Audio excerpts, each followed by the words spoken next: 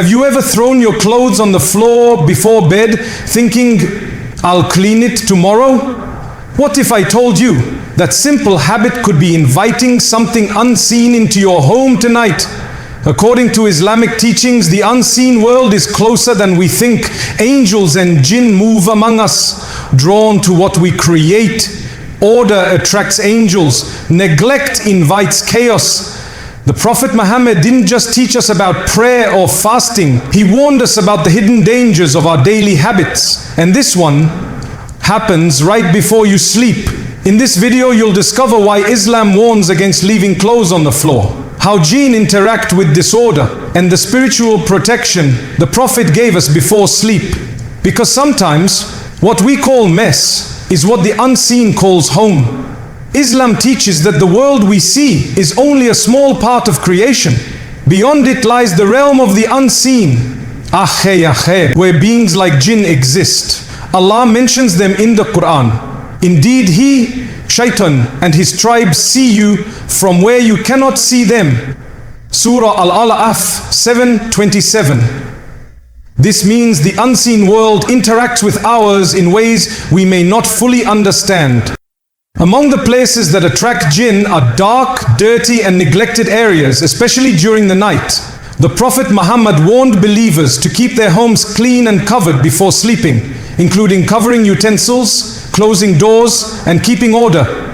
Leaving clothes on the floor, particularly at night, may invite jinn to rest or play upon them. Some Islamic scholars mention that jinn are attracted to scattered or neglected things because disorder reflects heedlessness, and heedlessness weakens spiritual protection. When a believer ignores order and purity, it creates openings for the unseen to interfere.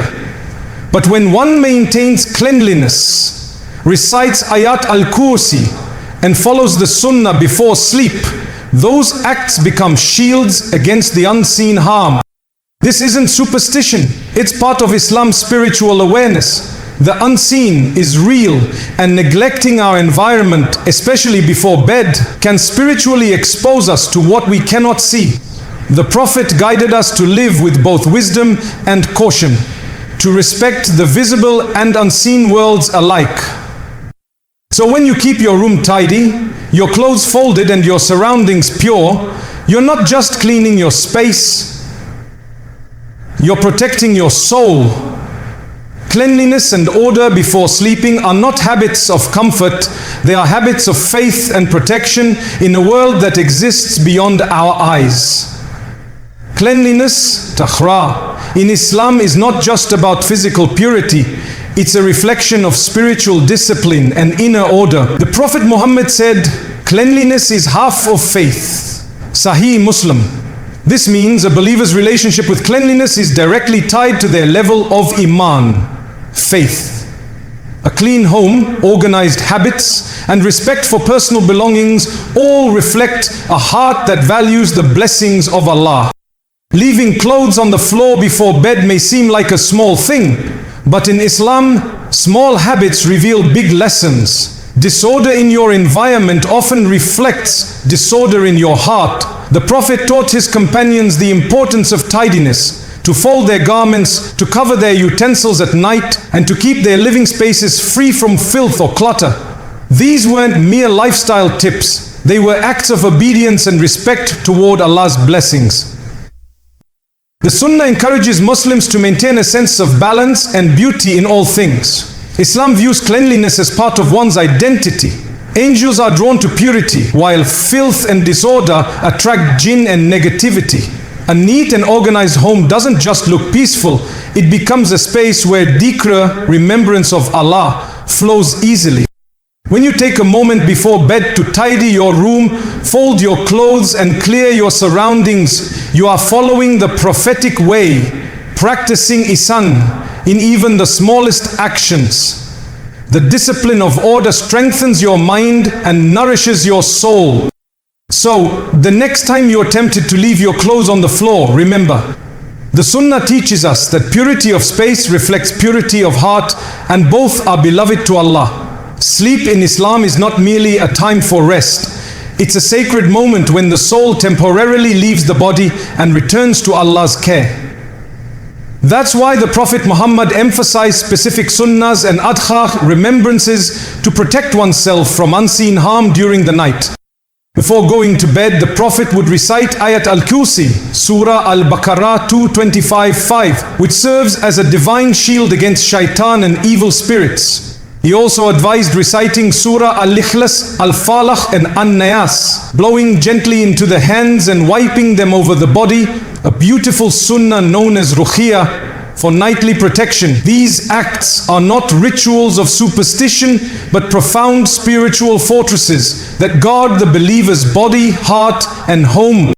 Leaving clothes scattered on the floor before sleep can unknowingly invite unseen disturbances. The night is a time when jinn are more active, and they often occupy untidy or neglected spaces. The Prophet warned against actions that bring harm, even indirectly, saying, "Do not leave things scattered, for Shaytan takes shelter where disorder lies." Keeping your room clean, covering food and maintaining order before sleep are simple yet powerful shields of protection. When you lie down with your environment tidy and your heart filled with remembrance of Allah, you enter sleep under His divine watch. Angels guard you, tranquility surrounds you, and Shaytan is repelled. Every act before sleep, cleaning, folding, reciting, and remembering Allah becomes an act of worship. It's a declaration that your night belongs to peace, not chaos. So, never underestimate the power of spiritual preparation before sleep. It's not just about rest. It's about surrendering your soul into Allah's protection with a pure heart and a pure space. In Islam, every possession we have, from our clothes to our home, is a blessing from Allah. Showing respect and gratitude for these blessings is a sign of true faith. When we carelessly leave our clothes on the floor, step over them, or treat them with neglect, we are, in a subtle way, showing ingratitude for what Allah has provided. The Prophet Muhammad taught us to appreciate and honor even the smallest blessings. He said, "He who does not thank the small does not thank the large." Clothes protect us, give us dignity, and shield us from harm. By keeping them clean, folded, and in their proper place, we are not just maintaining order, we are expressing gratitude to the one who gave them to us. Disrespecting what Allah has blessed us with opens doors to negligence and spiritual dullness. Gratitude, on the other hand, invites barakah, divine increase. Allah promises in the Ukru, "If you are grateful, I will surely increase you in favor." Surah Ibrahim 14:7. So, when you treat your belongings with care, even something as simple as folding your clothes before bed, you're not performing a mundane task. You're performing an act of worship. You're acknowledging that every thread, every garment, every comfort you enjoy is from Allah. And your respect for it is a reflection of your respect for Him. In the unseen world, angels and jinn coexist around us, each drawn to different energies and environments. Angels are beings of light who love cleanliness, order, and remembrance of Allah, while jinn and shayatin are drawn to filth, darkness, and neglect. The Prophet Muhammad said, "Cleanliness is half of faith," Sahih Muslim, reminding us that tidiness is not only hygienic, but deeply spiritual. When your home is clean, organized, and filled with the remembrance of Allah, angels descend, bringing peace, mercy, and protection. But when your surroundings are messy, neglected, or disorganized, especially before sleep, it creates a space where chaotic energy thrives and jinn may take residence. This is why scholars warn against leaving things like clothes on the floor, uncovered food, or dirty utensils overnight. Such negligence is not only physically unhygienic, but spiritually risky. Imagine two homes, one where Quran recitation echoes and order reigns, and another filled with clutter and heedlessness. The first attracts serenity, the second disturbance. The spiritual world reflects the physical. Order attracts light. Disorder invites darkness. Before you sleep, take a few minutes to restore harmony in your space. Fold your clothes, make your bed, and say Bismillah. These small acts repel Shaytan and welcome angels. It's not superstition, it's divine design. When you live with order, you align your life with Allah's balance. Mizan, you invite angels to dwell in your home, your heart and your dreams, turning your nights into sanctuaries of peace and divine presence.